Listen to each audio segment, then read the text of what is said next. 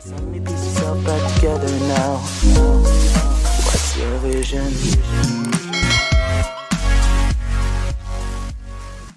Assalamualaikum warahmatullahi wabarakatuh. Alhamdulillahirrabbilalamin. Wabihi nasta'in. Wa la umuri dunya waddin. Wassalatu wassalamu ala asrafil anbiya'i wal mursalin. Wa maulana Muhammadin. Pertama-tama saya ucapkan terima kasih kepada beliau, Bapak Rudi Santoso, MHI MH, selaku dosen mata kuliah Pendidikan Kewarganegaraan. Di sini kami dari kelompok remedial kelas A, Hukum Tata Negara, akan mempresentasikan tugas makalah kami yang telah rampung dengan tema Hak Asasi Manusia. Assalamualaikum warahmatullahi wabarakatuh. Baiklah, saya di sini ingin menyampaikan sebuah materi mengenai pengertian HAM. HAM atau hak asasi manusia itu merupakan anugerah Tuhan Yang Maha Esa yang senantiasa diperjuangkan dalam kehidupan berbangsa dan bernegara.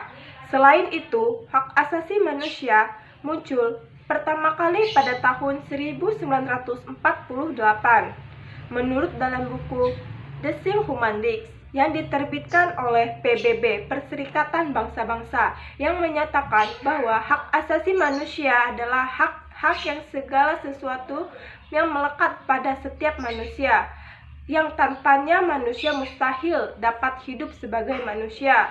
Sebagai contoh untuk seperti hak asasi manusia ini adalah hak hidup, yang artinya hak hidup adalah hak untuk memperoleh segala sesuatu yang membuat seseorang tetap hidup.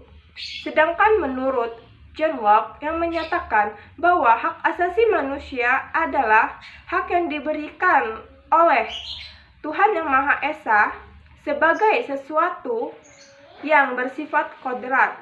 Karena sifatnya demikian, maka hak asasi manusia adalah hak yang melekat pada manusia atau setiap manusia dalam sejak lahir sebagai anugerah Tuhan Yang Maha Esa, dan bukanlah yang diberikan oleh manusia atau lembaga tertinggi atau lembaga kekuasaan.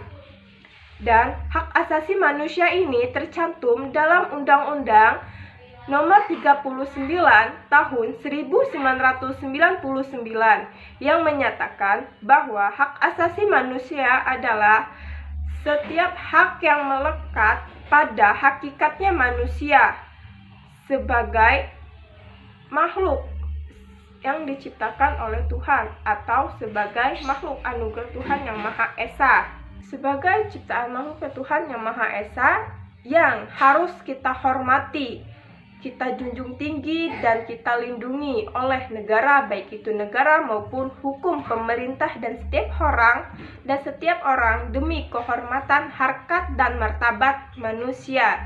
Di sisi lain, hak asasi manusia pun memiliki sifatnya tersendiri, yaitu yang pertama, hak asasi manusia bersifat universal, yang artinya hak asasi manusia ini harus berlaku pada setiap manusia tanpa terkecuali. Yang kedua, hak asasi manusia bersifat utuh, yang artinya setiap manusia itu berhak atas haknya secara utuh. Yang ketiga, hak asasi manusia itu bersifat hakiki, yang artinya hak asasi manusia itu melekat pada setiap manusia sebagai anugerah Tuhan Yang Maha Esa. Dan yang terakhir itu hak asasi manusia bersifat permanen atau kekal. Sekian dari saya akhiri. Wassalamualaikum warahmatullahi wabarakatuh. Baik, saya akan melanjutkan materi selanjutnya, yaitu mengenai perkembangan hak asasi manusia di Eropa. Ada beberapa para ahli HAM yang menyatakan bahwa HAM itu muncul bermula di kawasan Eropa, tetapi ada juga yang menyatakan bahwa jauh sebelum peradaban Eropa itu muncul, HAM ini sudah populer di masa kejayaan Islam. Wacana yang mengatakan bahwa HAM itu bermula di kawasan Eropa, yaitu dimulai pada lahirnya Magna Carta, yaitu kebebasan kekuasaan absolut oleh para penguasa dan para raja. 4 abad kemudian, tepatnya pada tahun 1689, yaitu lahirlah Undang-Undang Hak Asasi Manusia. Pada masa itu pula lahirlah istilah yaitu equality before the law, yang artinya persamaan manusia di hadapan hukum. Dan pada diwujudkannya kebebasan yang bersendikan kesamaan dan hak warga negara, muncullah beberapa istilah dan beberapa teori sosial yang beridentik dengan karakter masyarakat Eropa dan Amerika selanjutnya. Teorinya yaitu yang pertama trias politika, teori hukum untuk mewujudkan kebebasan yang bersendikan persamaan hak asasi manusia, muncullah atau lahirlah sejumlah istilah dan sejumlah materi dan sejumlah teori sosial, yaitu yang identik dengan karakter masyarakat Eropa dan masyarakat Amerika selanjutnya. Yaitu materinya yang pertama teori trias politika, teori kontras sosial, teori hukum kodrati, dan teori hak-hak dasar persamaan dan kebebasan. Pada kesempatan ini saya akan menyampaikan materi tentang perkembangan hak asasi manusia di Eropa. Trias politika adalah teori tentang sistem politik yang membagi kekuasaan pemerintah negara dan 3 komponen: pemerintah eksekutif, parlemen atau legislatif, dan kekuasaan peradilan yudikatif. Teori hukum kodrati adalah teori yang menyatakan bahwa di dalam masyarakat manusia ada hak-hak dasar manusia yang tidak dapat dilanggar oleh negara dan tidak diserahkan kepada negara. Menurut teori ini, hak dasar ini bahkan harus dilindungi oleh negara dan menjadi batasan bagi kekuasaan negara yang mutlak. Hak-hak tersebut terdiri dari hak atas kehidupan, hak atas kemerdekaan, dan hak atas milik pribadi. Hak-hak dasar persamaan dan kebebasan adalah teori yang mengatakan bahwa semua manusia dilahirkan sama dan merdeka. Manusia dianugerahkan beberapa hak yang tidak terpisah-pisah, di antara hak kebebasan dan tuntutan kesenangan. Teori ini hanya dipengaruhi oleh Locke sekaligus menandai perkembangan HAM kemudian. Pada tahun 1789 lahir Deklarasi Perancis. Deklarasi ini memuat aturan-aturan hukum yang menjamin hak asasi manusia dalam proses hukum, seperti larangan penangkapan dan penahanan seseorang secara sewenang-wenang tanpa alasan yang sah atau penahanan tanpa surat perintah yang dikeluarkan oleh lembaga hukum yang berwenang. Prinsip presumption of innocence adalah bahwa orang-orang yang ditangkap dianggap tidak bersalah sampai ada keputusan pengadilan yang berkekuatan hukum tetap yang menyatakan ia bersalah. Prinsip ini dikemukakan dipertegas oleh prinsip-prinsip HAM lain seperti kebebasan mengeluarkan pendapat, kebebasan beragama, perlindungan hak milik, dan hak-hak dasar. Perkembangan HAM selanjutnya ditandai oleh munculnya wacana 4 hak urusan manusia, The Four Freedom di Amerika Serikat, pada 6 Januari 1941 yang diproklamirkan oleh Presiden Theodore Roosevelt keempat. Oke, saya akan melanjutkan materi selanjutnya, yaitu menurut pasal 3-21 DUHAM.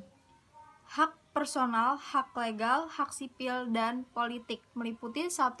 Hak untuk hidup, kebebasan, dan keamanan pribadi.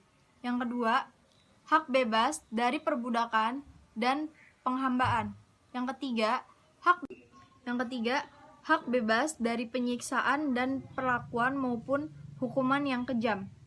Hak berperikemanusiaan ataupun merendahkan derajat kemanusiaan. 4.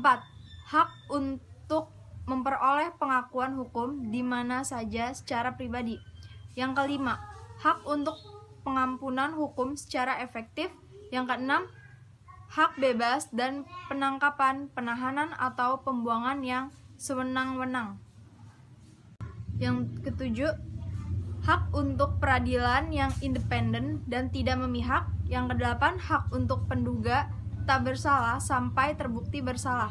Yang kesembilan, hak bebas dari campur tangan yang sewenang-wenang terhadap kekuasaan pribadi, keluarga, tempat tinggal, maupun surat-surat. Yang ke-10, hak bebas dari serangan terhadap kehormatan dan nama baik. Yang ke-11, hak atas perlindungan hukum terhadap serangan semacam itu. Yang ke-12, hak bergerak.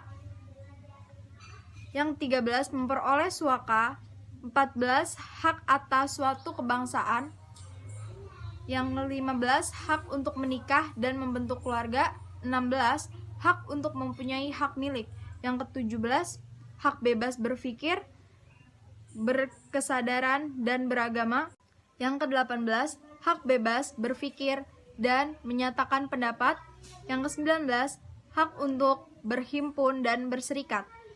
Yang ke-20, hak untuk mengambil bagian dan pemerintahan dan hak atas akses yang sama terhadap pelayanan masyarakat. Adapun hak ekonomi, sosial, dan budaya meliputi 1.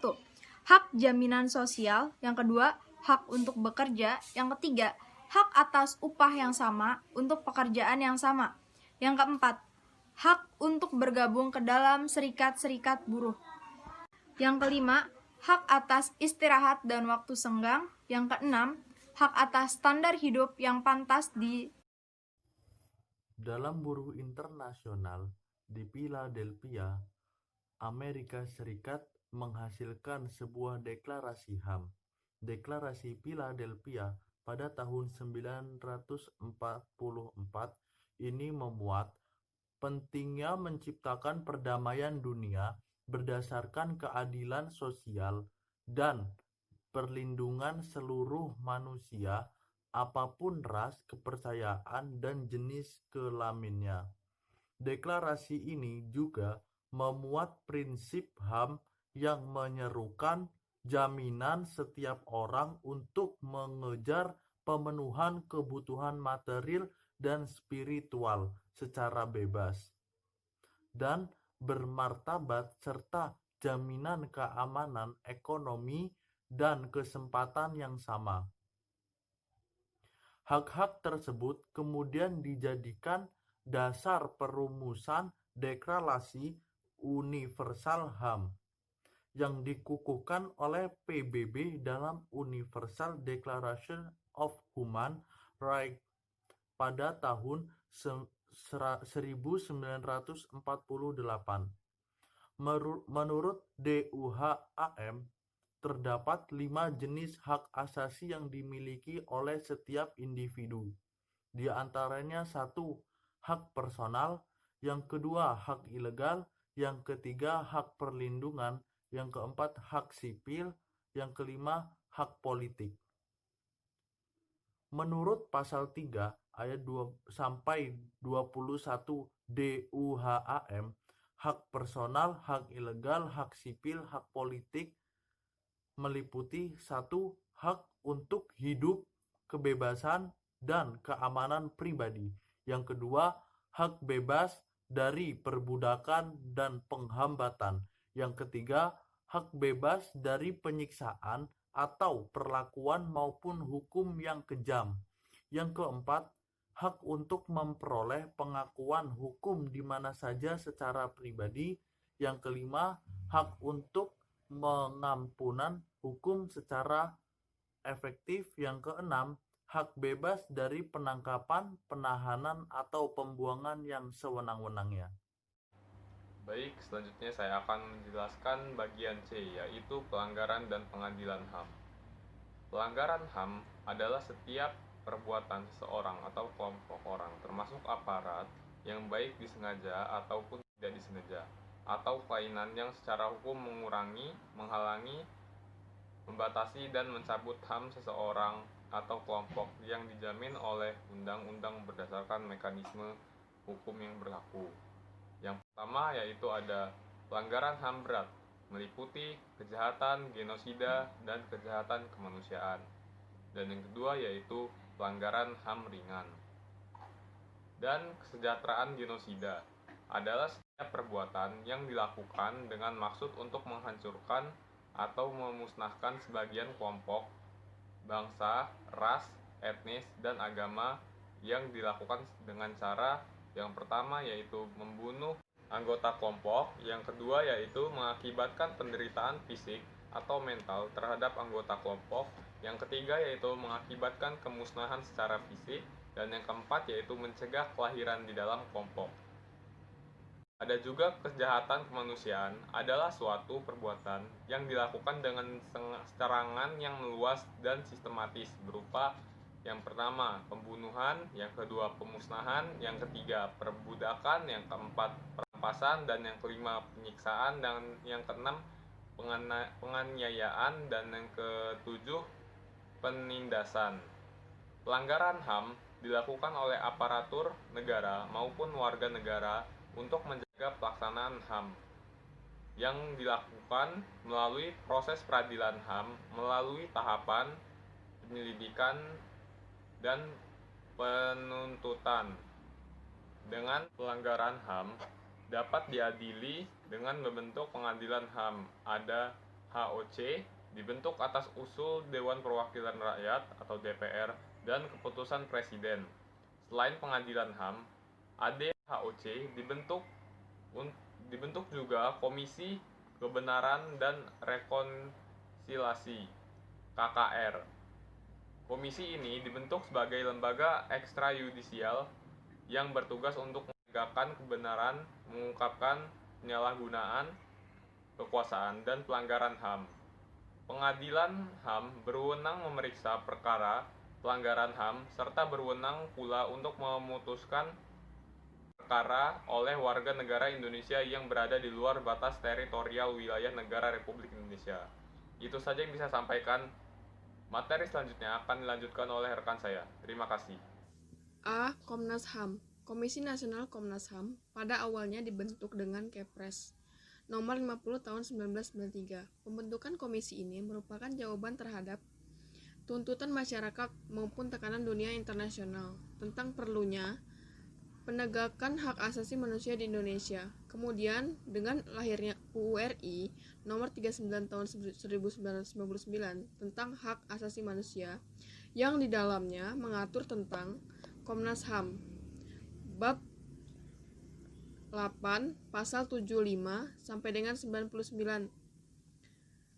Maka Komnas HAM yang terbentuk dengan Kepres tersebut harus menyesuaikan dengan UU RI Nomor 39 Tahun 1999. Komnas HAM bertujuan yang pertama membantu pengembangan kondisi yang kondusif bagi pelaksanaan hak asasi manusia. Yang kedua, meningkatkan perlindungan dan penegakan hak asasi manusia guna berkembangnya pribadi manusia Indonesia seutuhnya dan kemampuan berpartisipasi dalam berbagai bidang kehidupan. Untuk melaksanakan tujuan tersebut, Komnas HAM melaksanakan fungsi sebagai berikut. Yang pertama, fungsi pengkajian dan penelitian. Untuk melaksanakan fungsi ini, Komnas HAM berwenang antara lain A. Melakukan pengkajian dan penelitian berbagai instrumen internasional dengan tujuan memberikan saran-saran mengenai kemungkinan aksesi dan atau ratifikasi. B. Melakukan pengkajian dan penelitian sebagai peraturan perundang-undangan untuk memberikan rekomendasi mengenai pembentukan, perubahan dan pencabutan peraturan perundang-undangan yang berkaitan dengan hak asasi manusia. 2. Fungsi penyuluhan. Dalam rangka pelaksanaan fungsi ini, Komnas HAM berwenang A. Organisasi, lembaga atau pihak baik tingkat nasional, regional, maupun internasional dalam bidang hak asasi manusia. 3. Fungsi pemantauan. Fungsi ini mencakup keberluasan wawasan mengenai hak asasi manusia kepada masyarakat Indonesia. Meningkatkan kesadaran masyarakat terhadap hak asasi manusia melalui lembaga pendidikan formal dan non-formal, serta berbagai kalangan lainnya. Kerjasama dengan antara lain A. Pengamatan pelaksanaan hak asasi manusia dan penyuluhan laporan hasil pengamatan tersebut. B. Penyelidikan dan pemeriksaan terhadap peristiwa yang timbul dalam masyarakat yang patut diduga terhadap pelanggaran hak asasi manusia. C. Pemanggilan kepada pihak pengadu atau korban maupun pihak yang diadukan untuk dimintai atau didengar keterangannya. D. Pemanggilan saksi untuk dimintai dan didengar kesaksiannya daripada saksi pengadu diminta menyerahkan bukti yang diperlukan. E. Peninjauan di tempat kejadian dan tempat lainnya yang dianggap perlu. F. Pemanggilan terhadap pihak terkait untuk memberikan keterangan secara tertulis dan menyerahkan dokumen yang diperlukan sesuai dengan aslinya dengan persetujuan ketua pengadilan. G. Pemeriksaan setempat terhadap rumah, pekarangan, bangunan, dan tempat lainnya yang diduduki atau dimiliki pihak tertentu, dan persetujuan ketua pengadilan. H. Pemberian pendapat berdasarkan persetujuan ketua pengadilan terhadap perkara tertentu yang sedang dalam proses. Peradilan bila mana dalam perkara tersebut terhadap pelanggaran hak asasi manusia dalam masalah publik dan acara pemeriksaan oleh pengadilan yang kemudian pendapat Komnas HAM tersebut wajib diberitahukan oleh hakim kepada para pihak. Selanjutnya yang keempat, fungsi mediasi. Dalam melaksanakan fungsi mediasi, Komnas HAM berwenang untuk melakukan A. Perdamaian kedua belah pihak, B. Penyelesaian perkara melalui cara konsultasi, negosiasi, konsiliasi, dan penilaian akhir, C. Pemberian saran kepada para pihak untuk menyelesaikan sengketa melalui pengadilan, D. Penyampaian rekomendasi atas sesuatu kasus pelanggaran hak asasi manusia kepada pemerintah untuk ditindaklanjuti penyelesaiannya, E. Penyampaian rekomendasi atas sesuatu kasus pelanggaran hak asasi manusia kepada DPR RI untuk ditindaklanjuti. Bagi setiap orang atau satu kelompok yang memiliki alasan kuat bahwa hak asasinya telah dilanggar, dapat mengajukan laporan dan pengaduan lisan atau tulisan kepada Komnas HAM. Pengaduan hanya akan dilayani apabila disertai dengan identitas pengadu yang benar dan keterangan atau bukti awal yang jelas tentang materi yang diadukan. Baiklah, materi yang selanjutnya akan dibacakan oleh teman saya. Baik, saya akan menjelaskan materi berikutnya, yaitu tentang Komisi Nasional Perlindungan Anak dan Komisi Perlindungan Anak Indonesia. Nah, Komisi Nasional Perlindungan Anak atau KNPA ini berawal dari Gerakan Nasional Perlindungan Anak yang sebenarnya telah dimulai sejak tahun 1997. Kemudian pada era reformasi, tanggung jawab untuk memberikan perlindungan anak diserahkan kepada masyarakat. Nah, tugas KNPA yaitu melakukan perlindungan anak dari perlakuan misalnya diskriminasi, eksploitasi, baik ekonomi maupun seksual, penelantaran, kekejaman, kekerasan, penganiayaan, ketidakadilan, dan perlakuan salah lainnya. Nah, KNPA juga yang mendorong lahirnya Undang-Undang Republik Indonesia Nomor 23 Tahun 2002 tentang perlindungan anak. Nah, di samping KNPA juga dikenal dengan KPAI, yaitu Komisi Perlindungan Anak Indonesia.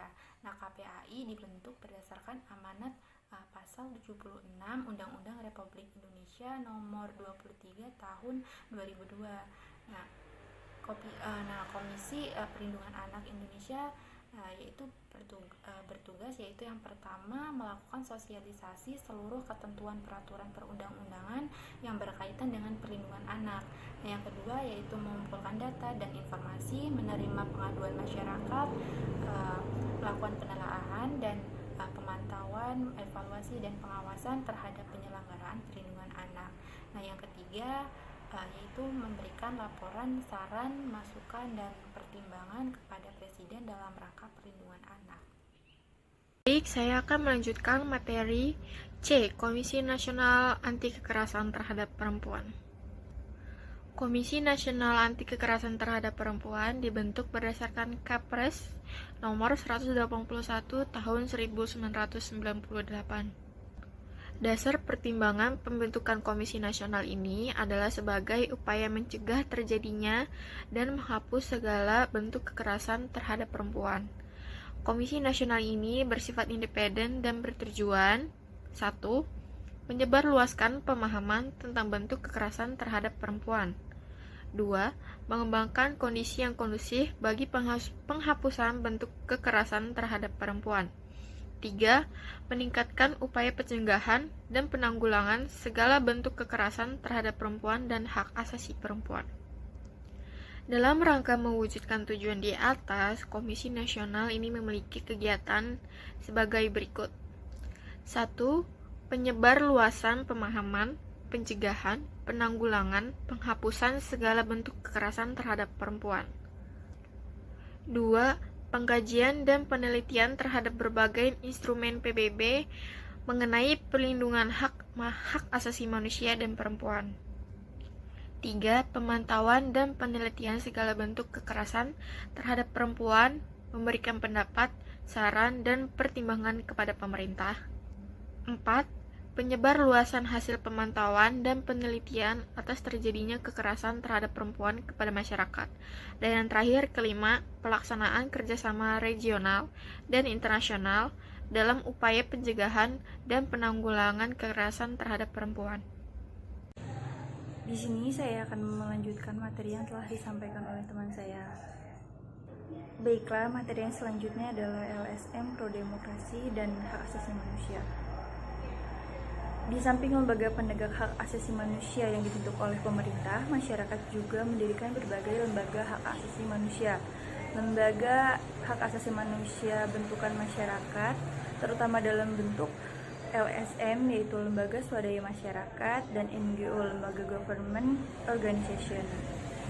Program lembaga ini berfokus kepada upaya pengembangan kehidupan yang demokrasi dan perkembangan hak asasi manusia. LSM sering disebut juga sebagai Lembaga Swadaya Masyarakat Pro Demokrasi dan Hak Asasi Manusia. Yang termasuk di dalam LSM ini yaitu YLBHI, Yayasan Lembaga Bantuan Hukum Indonesia, Kontras, Komisi untuk Orang Hilang dan Korban Tindak Kekerasan, LSAM, Lembaga Studi dan Advokasi Masyarakat, PBHI, Perhimpunan Bantuan Hukum dan Hak Asasi Indonesia.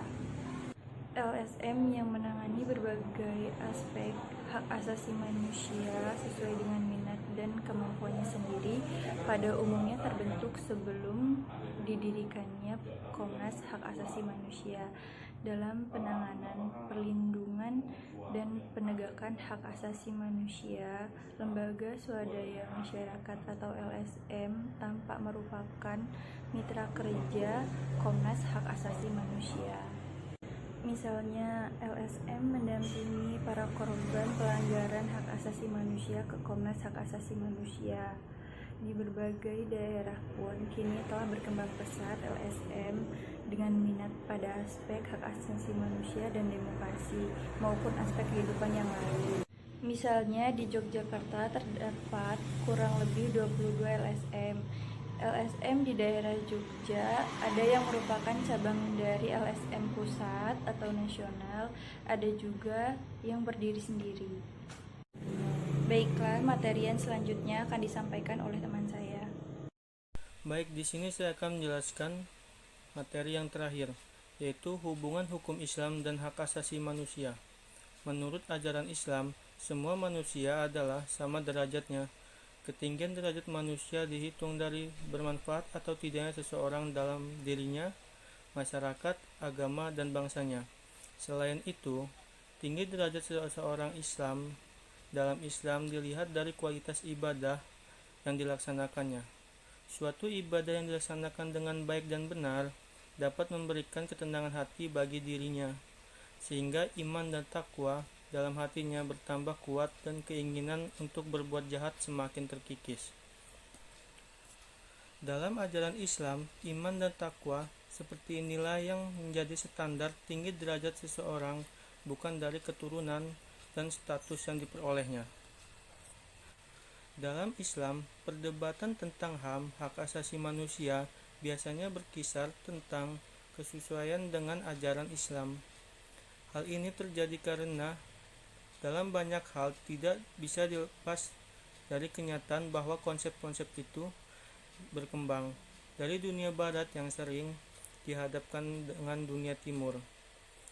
Modernisasi yang dialami oleh dunia Islam diantaranya bermula dari interaksi Islam dan perdebatan barat modern. Karena itu, tidak mengherankan ketika muncul sejumlah pendapat mengenai hak asasi manusia ini ketika dihubungkan dengan Islam dan Barat. Sebagian pendapat menyatakan bahwa hak asasi manusia adalah sebuah konsep modern yang sama sekali tidak memiliki akar dalam tradisi Islam. Hak asasi manusia adalah ciptaan Barat. Dan dengan demikian, masyarakat di luar Barat modern tidak memiliki konsep hak asasi ini. Di sisi lain, ada pendapat yang bertentangan dengan pendapat ini yang mengatakan bahwa Islam tidak harus mengadopsi hak asasi manusia karena pada dasar konsepnya itu merupakan bentuk lain imperialisme Barat. Di antara dua pendapat ekstrim ini, terdapat pandangan yang meyakini bahwa Islam memiliki konsep hak asasi manusia yang sesuai dengan hak asasi modern yang diperkenalkan oleh Barat itu. Sehingga secara formal konseptual, menurut pandangan hak asasi manusia memang lahir dari Barat, tetapi bukan Islam. Sehingga secara formal konseptual, menurut pandangan hak asasi manusia memang lahir dari Barat, tetapi bukan Islam tidak memilikinya. Dalam konsep Islam, seseorang hanya mempunyai kewajiban-kewajiban kepada Allah karena ia harus mematuhi hukumnya. Namun secara paradoks, di dalam tugas-tugas inilah terletak semua hak dan kemerdekaannya menurut ajaran Islam. Manusia mengakui hak-hak dari manusia lain, karena hal ini merupakan sebuah kewajiban yang dibebankan oleh hukum agama untuk mematuhi Allah. Oleh karena itu, hak asasi manusia dalam Islam tidak semata-mata menekankan kepada hak asasi manusia saja, akan tetapi hak-hak itu dilandasi kewajiban asasi manusia untuk mengabdi kepada Allah sebagai penciptanya. Sekian, terima kasih. Kesimpulan, HAM adalah hak-hak dasar yang dimiliki oleh manusia sesuai dengan kiprahnya. Setiap individu mempunyai keinginan agar HAM-nya terpenuhi. Tapi satu hal yang perlu kita ingat bahwa jangan pernah melanggar atau menindas HAM orang lain. HAM setiap individu dibatasi oleh HAM orang lain. Dalam kehidupan bernegara, HAM diatur dan dilindungi oleh Perundang-undangan Republik Indonesia, di mana setiap bentuk pelanggaran HAM, baik yang dilakukan oleh seseorang, kelompok, atau suatu instansi, atau bahkan suatu negara, akan diadili dalam pelaksanaan peradilan HAM. Pengadilan HAM menempuh proses pengadilan melalui hukum acara peradilan HAM, sebagaimana terdapat dalam Undang-Undang Pengadilan HAM. Tuntutan untuk menegakkan HAM kini sudah sedemikian kuat, baik dari dalam negeri maupun melalui tekanan dari dunia internasional. Namun masih banyak tantangan yang harus dihadapi. Untuk itu perlu adanya dukungan dari semua pihak, seperti masyarakat, politisi, akademisi, tokoh, dan pers, agar upaya penegakan HAM bergerak ke arah positif, sesuai harapan kita bersama. Cukup sekian presentasi video dari kami, kurang lebihnya mohon maaf. Wassalamualaikum warahmatullahi wabarakatuh.